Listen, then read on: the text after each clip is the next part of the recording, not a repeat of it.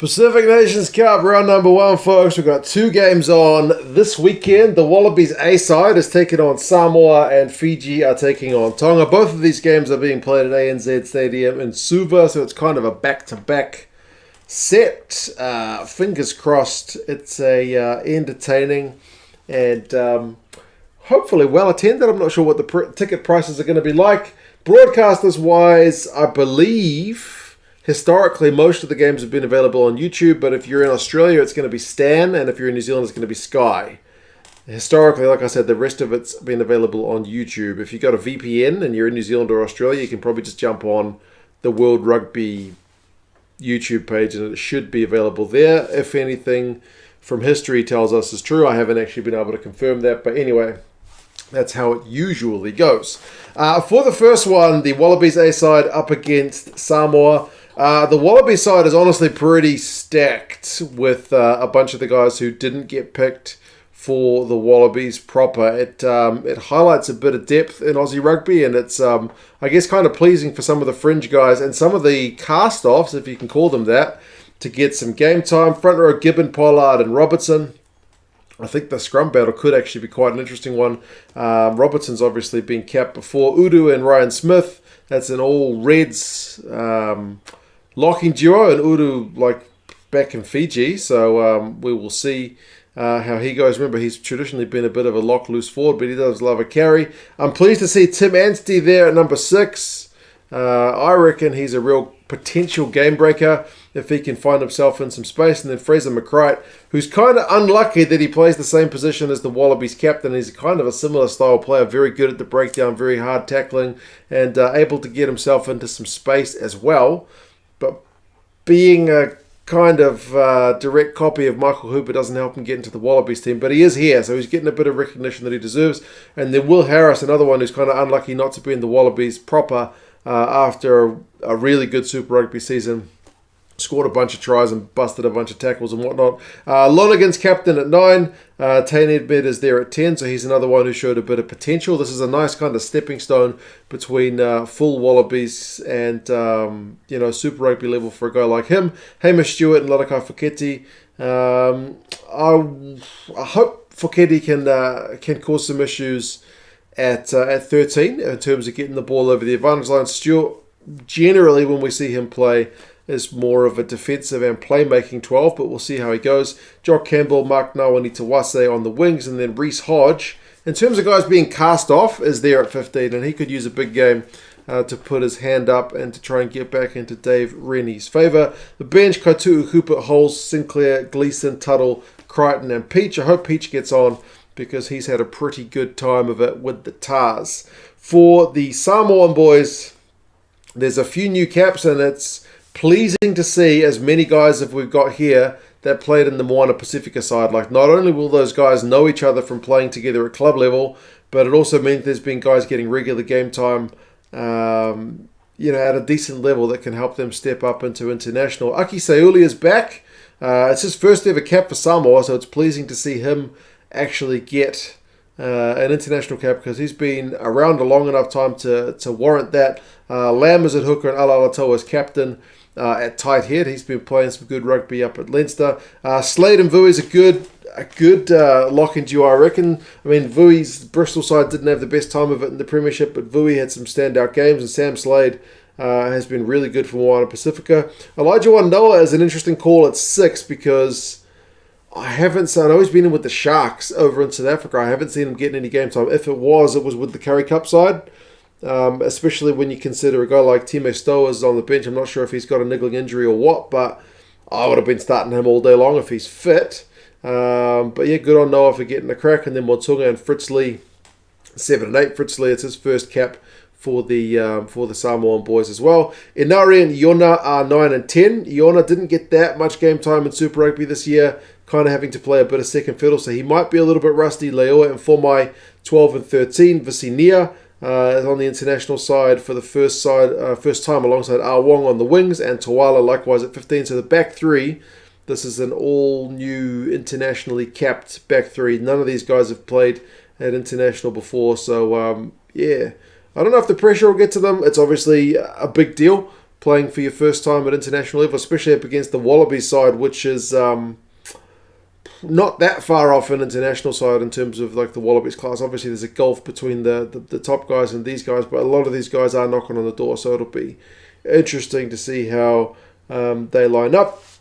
Tom Martinez on the bench. Likewise, Henry Ta'afu, so it's only 2 backs alongside a ton of forwards. Teammate Stowers, like I mentioned, Jack Lamb, McFarland, and the front row is there as well. So, yeah, I couldn't find any bookies odds on this one, and because it's not a test match, I couldn't find a prediction for you.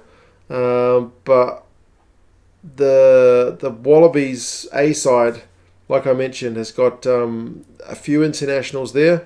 And the Samoan boys, I don't know how much time they've had together, but there's certainly a lot of guys playing their first international. So either way, it's going to be a good experience for both sides. However, the predictions run out. We'll have to kind of wait and see what happens. The second game is Fiji, who are the hosts of this one, up against Tonga. And they've had Tonga's number in recent times. The last 5 games they've played, all the way back from 2019 to 2014, every game has gone in Fiji's favour, with the average score being 28-17 to Fiji. So Fiji, as I mentioned, have kind of been the dominant force of the two sides. Last meeting was 29-19, 10-point win. The one before that was a 4-point win to Fiji. So there have been a few close ones, but a couple of more kind of extreme score lines as well. Fiji's lineup, to be honest, is looking pretty exciting, man. I mean, I'm very glad to see Vinaya Habosi get his debut, because he has absolutely deserved that from his form in Super Rugby for the Drua. And, you know, getting into the Fijian side as a winger, you have to be a pretty special player. So pleased to see him there. Revovo, likewise, in the midfield, gets his first cap alongside Naatha Level, who's captain in the 13 jersey. He's been playing in France, having a cracking season, scored a bunch of tries. So, yeah, man, the backs, Lomani and Teller, also 9-10. I do like that. Like, Teddy Teller has not had that many caps for Fiji, but I think he showed us with the Drua that he is that guy. I know he's getting on now. It's unfortunate that his career never really took off as well as it could have, but I'm pleased to see him run a show. I think he's a kind of reliable guy to help kind of crack open opposition defence. Tuisuvu is at fullback, so another very dangerous one who's been playing over in France. And then at number 8, you got Albert Tuisui, who is a big human. He's a very aggressive ball carrier, so the Tongan boys are going to have to watch out for him. Kunavula's there at 6, and Nasove is getting his debut at 7. Ratuva and Nasilasila in the second row. Nasilasila is on debut. Saulo Ikanaveri and Hetet, it's an all Fijian Drua front row. On the bench, you got the likes of Manasa Mataele. Matawalu is there as well. Ironi Mawai, so Sam Matavesi for Northampton's been having a really cracking season as well. So yeah, man, the Fijian side is pretty stacked. But then you look at this Tongan side, and they've finally been able to get into the fold some of these big name guys that they've been waiting for. I'm speaking about the likes of Malakai Fekitoa, who's playing at 12, Israel Folau, who's playing on the right wing, Charles Piatal, who's playing at fullback. That Samoan Tongan side looks a heck of a lot better with guys like that in the lineup, man, doesn't it? I know sometimes these guys have struggled to kind of get guys back from abroad, but yeah, man, they've got these guys. Not to mention the likes of Tima Whainganuku, who can't even make the starting lineup, and he's been pretty good for Moana Pacifica this year as well. So yeah, man, alongside the big guns, you've got the regulars like Takalua is there at 9. He's like an absolute mainstay, the Mr. Reliable of the Tongan team. And then William Havili gets his first crack in Tongan colours at 10, international debut for him. I think he's only played fullback for Moana Pacifica, so it's going to be a bit of a switch for him to play 10. But he's certainly done that before. The front row guys are all capped guys in Fisihoi, Moli and Tokolahi. They got Fafita in the second row alongside Poloniati. I don't know. Oh yeah, he plays for Moana Pacifica. No, he's played really well this season as well. So yeah, Sione Tupolotu's at number 8, Funaki's at 7, Halofanua is at 6. I mean, honestly, this Tongan side is about as good as we've seen it look for quite some time. So I think we can partly thank the eligibility criteria change for that, and of course, so we can thank the Moana Pacifica side for giving these guys a lot of opportunities. But as I said, Tonga's not had a happy time of it up against Fiji, and they are away from home. So it's going to be a battle for them. The Rugby Forecast algorithm, because I couldn't find any bookies predictions, Rugby Forecast has got Fiji by a whopping 20 points for this one. It's the 11th best side in the world, rated side, up against the 16th. So, yeah, we'll see how these sides go, folks. As I said, the only broadcasters I know for sure is Sky in New Zealand and Stan in Australia.